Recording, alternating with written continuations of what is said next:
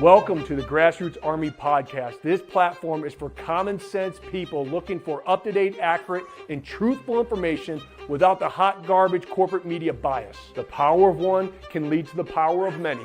You never know what small act that you may say or do that may literally change the lives of millions tomorrow. And don't you ever think that you can't make a difference, because you can.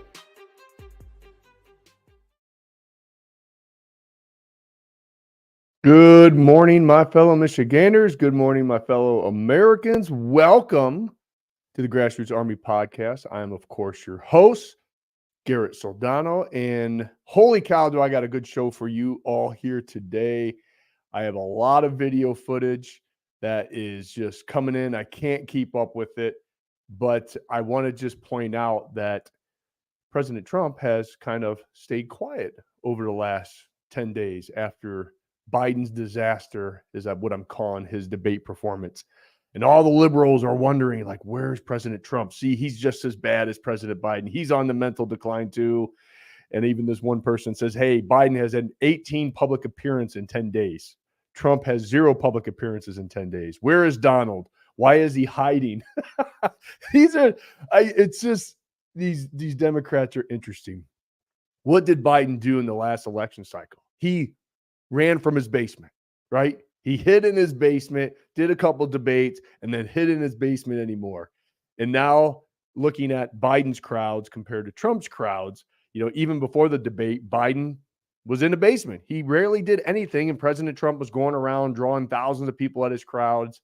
And lo and behold, the debate happens. And we all seen the debate. If you haven't watched the debate, it was probably one of the most horrible debates I've ever witnessed in my entire life. It's not funny to watch somebody who is obviously suffering from a mental disease, even though the Democrats will not admit it. No matter how much they try to prop this guy up, the majority of Americans know that this guy is not done. And that's the scary thing about the Democratic Party. They don't care. They don't care. They're going to vote for the party, not for the person representing the party. And that should concern every single one of you. And so now that Biden basically has a disaster, what's President Trump doing? Well, he's doing basically the art of war, which is never interrupt your enemy when he's making a mistake. I mean, why does he have to make a public appearance right now? He doesn't. We can just continue, because they have to put Biden out there now, because even the liberal media, the corporate media, is holding him accountable. And so they got to push him out there. They got to stick him full of Biden juice and get him out there and say, hey, look, everything's fine. He's totally mentally fine. Look at this. And then the corporate media runs with that lie, right? So I'm going to show you some obvious videos from this past week alone. These are not from the archives. This just happened last week. See, the unfortunate problem with mental disease is you can't hide from it. And it doesn't get better. It will continually get worse. It will. 4 more months of this guy, it's going to get embarrassing. And you having family members, and we all have had family members go through this, it's not fun to watch. It really isn't. And that just shows you, what the left is willing to do to keep power. They're really willing just to put someone out there. It's elder abuse, and to let them slowly decline. I mean, it's just, I'm not a fan of Biden, but I don't wish that upon anyone. That's for sure. So let's just watch some of the takes of just last week, folks. Here's one. Frankly, not a joke. Philadelphia, in particular, got me across the line. No, I'm not joking. No, I mean it seriously. But look, even when I was running for Senate, and each time I ran, quite frankly, not a joke, Philadelphia, in particular, got me across the line. So when you watch that, you're thinking, well, what did he say that was so wrong? Well, he was a senator in Delaware, not Pennsylvania. And so he's saying that when he was running for Senate, Philadelphia got him over the line, right? Not good. Here's another one. How many features? What's your plan to turn the campaign around? Saw it today. How many features do you draw crowds like I drew today? You find me any more enthusiastic than today? Huh? I mean, I don't think you want to play the crowd game. Donald Trump can draw big crowds. There's no question about that. He can draw a big crowd, but what does he say? Who's he have? I'm the guy supposed.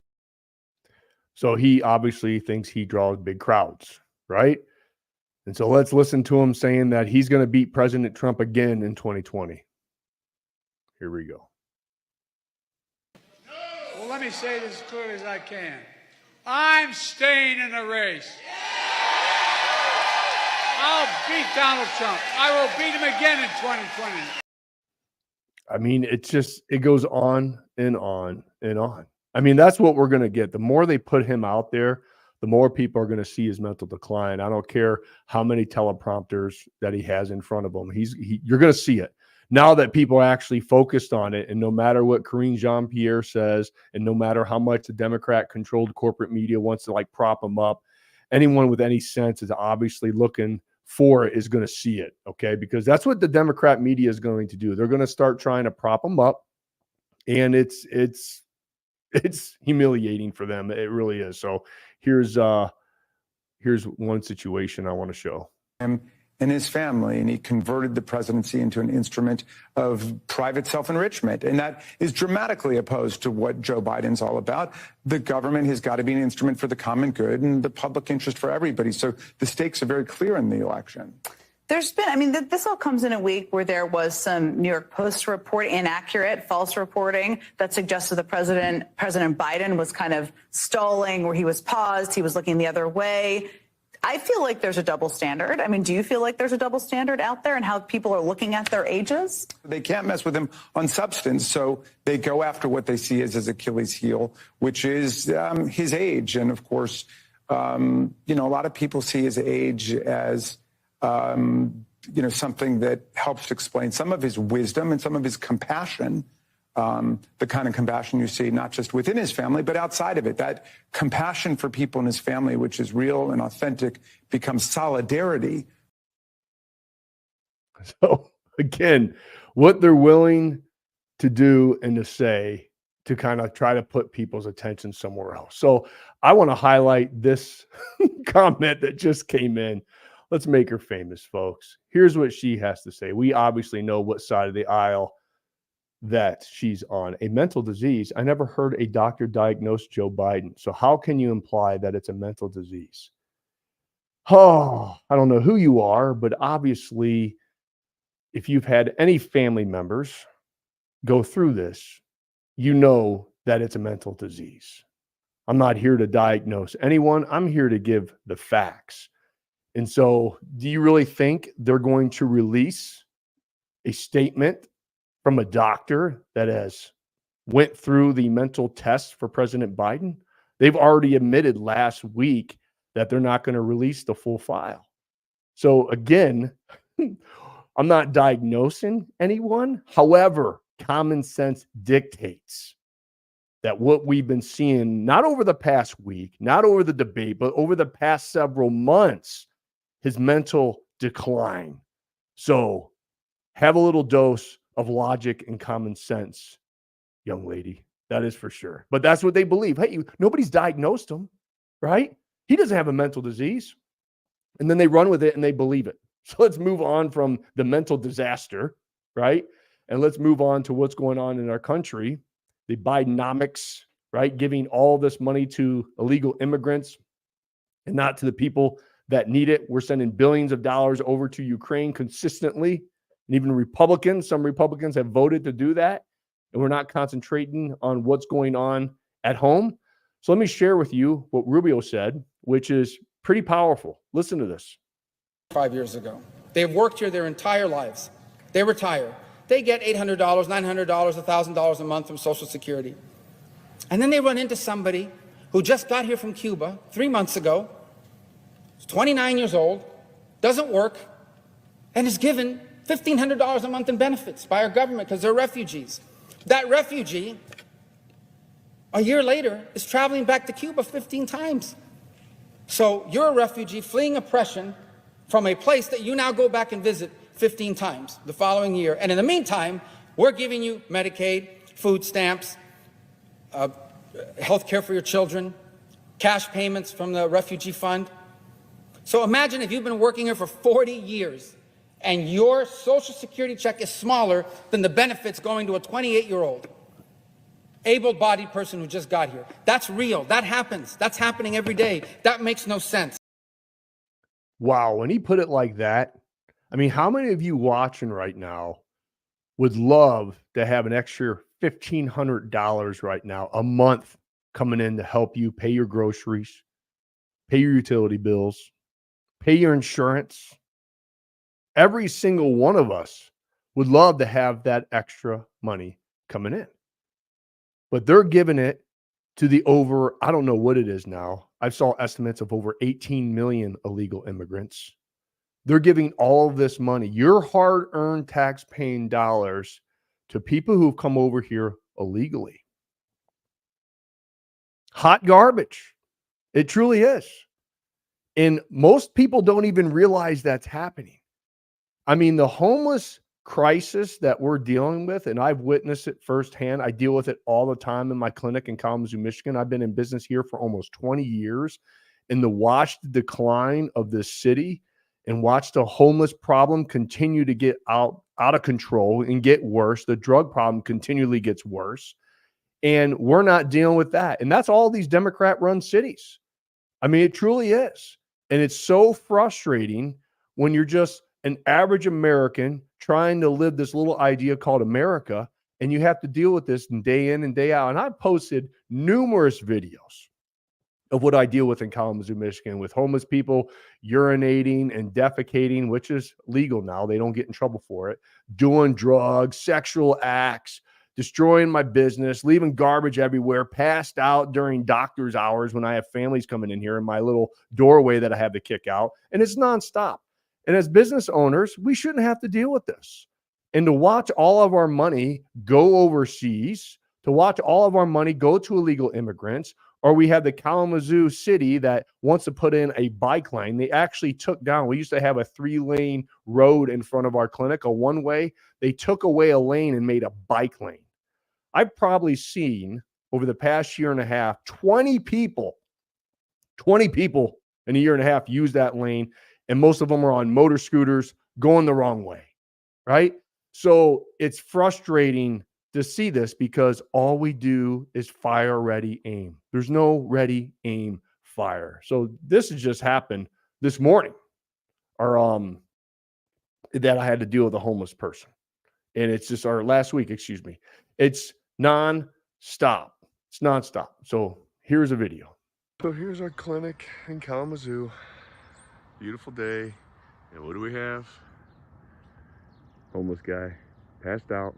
It's 11 o'clock. So I'm gonna wake him up because I gotta clean up the parking lot because the 4th of July fireworks, everybody left their garbage. But this is what it's like to do business in Kalamazoo, Michigan. This is what we have to do. Frustrating. I have to deal with that every single week. And I have nothing against people who are struggling and everything else. But when we're not dealing with the problems that Americans are facing, what do you think is going to happen when the economic crisis hits? Because it's coming. And I told you time and time again, President Trump is not going to be able to bail out this country. It's really not. We're going to hit, and we're going to need common sense policy, common sense leadership to get us out of that hole. The economic crisis is going to come. It truly is. You can't be in debt. You can't have the value of the dollar that's going to continue to go down because people are going to start to try to figure out how to dump it, and we're not going to be the leading currency anymore. And you're going to feel what that feels like really quick. And what's going to happen? There are going to be more and more people going bankrupt, more and more people that are getting evicted from their homes. There's going to be more of a homeless problem. So if we don't start building something here in America, this idea of America is over. It truly is. And we're going to go into not a recession, but probably a depression, folks. We are all feeling it right now. And I just read that the IRS, I haven't confirmed this, that the IRS is allowing people to pay their taxes on credit card now. That's a problem because that's what people do when they can't pay the bills. They put it on the credit card. They build up that debt. And credit card interest rates are what, 20, 28%? I don't even know what they are, but they're high. And that will be the beginning of the end. It truly will. And so that's why we have to get common sense governing in place. So let me move on to X. what happened next? I think yesterday this happened. Had a conversation with someone. We're going to talk about him today. And so here it is. Gavin Newsom. I trolled him.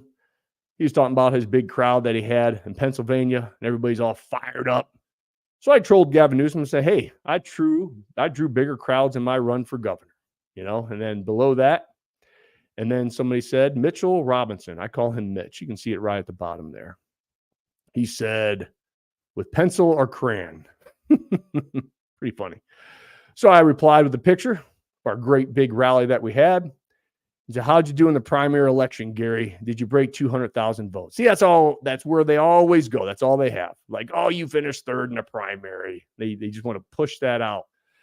And so I said, okay. So I looked up the guy, good old Mitch. He's a member of the State Board of Education in Michigan, music education professor, public education activist. He, him, his blue check, and he has a picture of our nanny Governor Gretchen Whitmer, with himself, Mitch. So I'm like, okay, he's involved with public education. So I would love to have someone, because this is what I do with these trolls, that all they do is sit behind the keyboard in their basement. They never want to put themselves out there. So I always invite them on the show to have a good conversation. Okay, so this is what I did. I said, hey, Mitch, serious question. Would you like to come on the show and talk about the public education status in the state of Michigan? And he laughs at me and says, the show. That's what they always say. And you wonder why you came in third out of a pathetic group of primary candidates and no one will come on your show. He gets nasty. And then I reply with this, which I think is a very fair question, because I want to know the answer. Oh, Mitch, is this really all you got? How about you join me on my show? It reaches over 100,000 people across all of my platforms. This could be your chance to defend why public schools in Michigan are failing our children. Explain why you support sexually explicit books in school libraries, boys using girls' restrooms and locker rooms, and other controversial policies. Given your involvement in the public school system, I think you'd relish the opportunity to defend these policies. That's okay, Mitch. We all know why you won't come on the show. We understand. I mean, it's perfectly normal to support these types of policies, isn't it? That's at least what you and your Democrat colleagues want to continue to push. That this is normal, right? So I always give them the opportunity to come on the show and defend these types of policies. I gave another liberal who is Catholic but is pro-choice to come on the show and do the same. They never want to come on the show. And why do you think that is? Because they can't defend it. They can't defend. All they can do is attack, and all they do is behind a keyboard. All bark, no bite. But to come on and just have an intelligent conversation, a friendly debate between two Americans, they refuse to do it because they are going to get exposed. Because if you are for, especially if you're in the public school system, member of the state board, and you're for what's going on in these school systems, not only in Michigan, but California and throughout the country, that are for sexually explicit books being in public or school libraries, boys using girls' locker rooms and restrooms, everything that's going on and insane. I want to have a conversation, but they never want to come on. Number one, to expose themselves. But number two, can they defend that? They can't, because anyone that is for that, it's wrong. And you know it.